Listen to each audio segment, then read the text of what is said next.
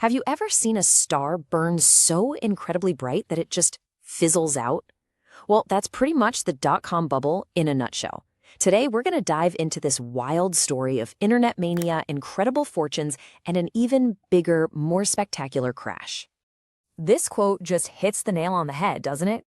Back in the late 90s, the internet felt like pure magic, and investors were just pouring money into any company with a .com in its name. But, as we're about to see, every single bubble, eventually, has to burst. 76.81%. Just let that number sink in for a second. What does it even mean? Well, it's the absolutely staggering drop in the NASDAQ stock index when that bubble finally and violently popped. A fall so catastrophic it literally wiped out entire fortunes almost overnight. Okay, so where do we even begin with a story like this? Let's start with the end, with the fallout. Because to really understand the mania, you first have to see the sheer scale of the collapse. You know, the NASDAQ stock index, which is just packed with tech companies, tells the story perfectly. Just look at this.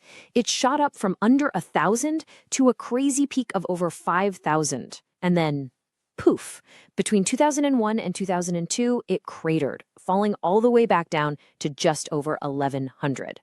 The result? Trillions of dollars in investments just gone. So you've got to be asking, how did it all go so spectacularly wrong?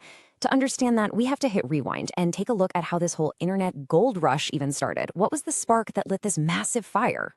I mean, the pace of change back then was just breathtaking. In 1985, the very first .com domain gets registered. By the end of the entire decade, there were only 6 of them in the whole world. And for a while, getting a domain name was totally free. But then, in 1995, they introduced a $100 registration fee, and that's when the frenzy really began. And just like that, everyone wanted a piece of the internet. Investors saw this new digital frontier and saw, well, limitless potential. They were throwing money at pretty much any business with a .com attached to it, absolutely desperate to get in on the ground floor. It felt like the possibilities were endless. But you know how these things go. As the excitement reached fever pitch, the whole thing just became unsustainable. The investments were being driven by pure hype, not by solid business plans.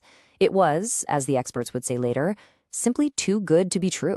This was a classic case of what we call fad-based investing, and it was fueled by a powerful herd mentality.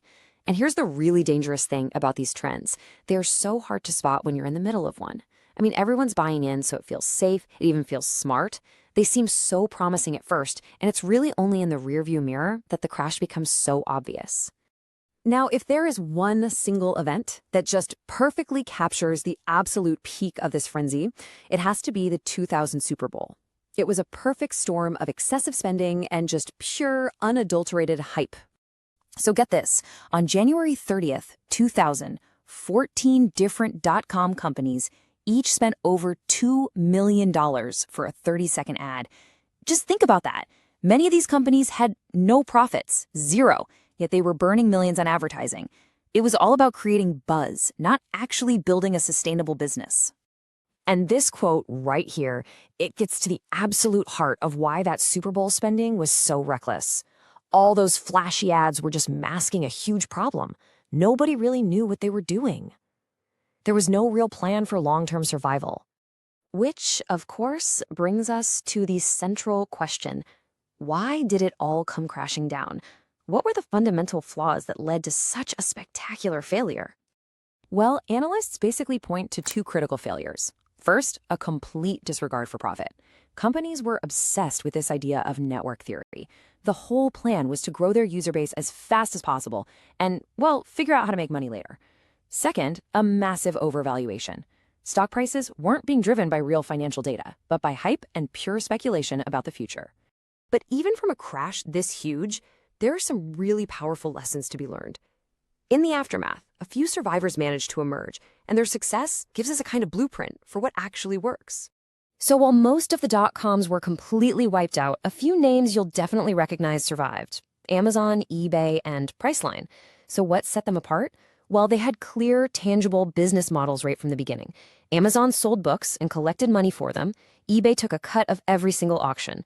They weren't just chasing users, they were actually generating revenue. So the key takeaway here is pretty clear. Sound investing is based on fundamentals, while fad-based investing is all about the hype. Think of MySpace. It was incredibly popular, but it burned through cash because it lacked a solid business model. Unlike Amazon or eBay, it couldn't turn that popularity into actual profit. And that brings us to today. We see massive valuations for tech companies, some with very little or even no profit at all. Does that sound familiar? It leaves us with a really crucial question. Have we actually learned the lessons of the dot-com bust, or are we just busy blowing a new, maybe even bigger, bubble?